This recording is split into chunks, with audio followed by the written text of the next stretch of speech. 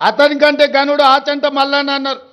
తండ్రి కొడుకులు ఇంట్లో ఉంటే ఆ మేనల్లుడేమో రాష్ట్రంలో కరువు రావాలి, వర్షాలు కురవద్దు, ప్రజలు చావాలి అని తమిళనాడు కర్ణాటక రాష్ట్రాలలో పోయి అఘోర పూజలు, క్షుద్ర పూజలు, చేతబడి పూజలు చేస్తున్నాడు. ఇట్లాంటోడు ఎవడన్నా ఉంటాడా? అధికారం పోతే ప్రజల సాగు కోరుకుంటాడా ఎవడన్నా? ఇంత సన్నాసులు ఈరోజు రాష్ట్రంలో ప్రతిపక్షంలో ఉన్నారు.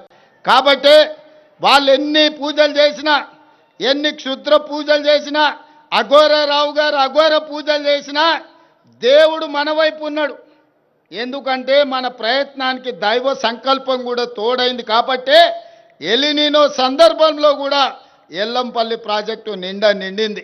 ఇవాళ ఈ ప్రాంత వానలు పడ్డే హెలికాప్టర్లు వస్తుంటే సీనాన్నని అడిగిన, మొత్తం ఎక్కడ చూసినా పొలాలలో చెరువులలో నీళ్లు కనిపించినాయి. నాకు సంతోషమైంది, దేవుడు మన వైపు ఉన్నాడని. ఇవాళ దేవుడు కూడా మన దిక్కే ఉన్నారు.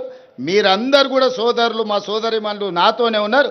మంచి పరిపాలనను అందించుకుందాం, పాడి పంటలు పండించుకుందాం, తెలంగాణ రాష్ట్రాన్ని సుభిక్షంగా పరిపాలన చేసుకుందాం.